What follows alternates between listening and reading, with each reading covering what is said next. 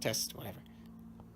Anyways, so okay, I found this book on a table because my mom goes to church, or whatever, and she brings it back home. It's called "How to Battle Depression and Suicidal Thoughts." Ray Comfort. I don't know who Ray Comfort is. I don't know anything about that, and I knew it was like a religious book, so I didn't really care. But I was just bored, so I picked it up just for funsies because I was bored and I was like, whatever. And so like I look at it, it's like, oh yeah, it's about Golden Gate Bridge. It's about a guy who's about to jump at the Golden Gate Bridge, and then Ray Comfort, who's the author, I guess, goes and he talks to him, and he's trying to what's the term? Convince him not to do it, and also that God is real and everything, and join thing. And it's like it's really badly written and it's really really dumb, but I thought it was autobiographical, and I'm like, oh, this must be at least it's a story about when he actually had to talk someone down from suicide. So it's silly, but I mean I can't make fun of it too much because but then I look in here, as I'm looking, when was this written? Oh, 2002, 2017. Then I go down here and say, this story is a work of fiction. All characters and events are the product of the author's imagination.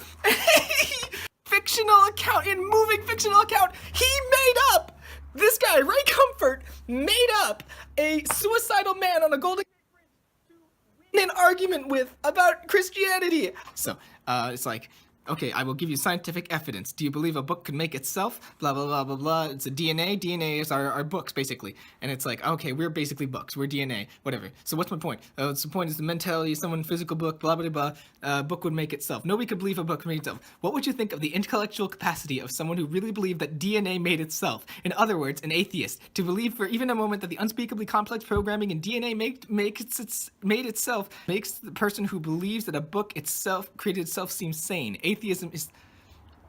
I'm confused now. I am thoughtless at this point.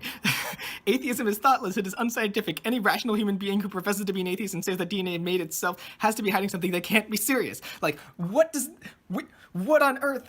What do you mean?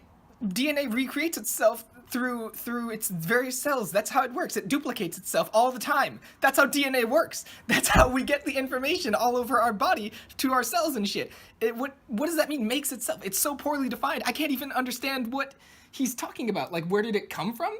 It comes from the other DNA that we've made. Like, our DNA is our genes and stuff, basically. They're passed on from person to person.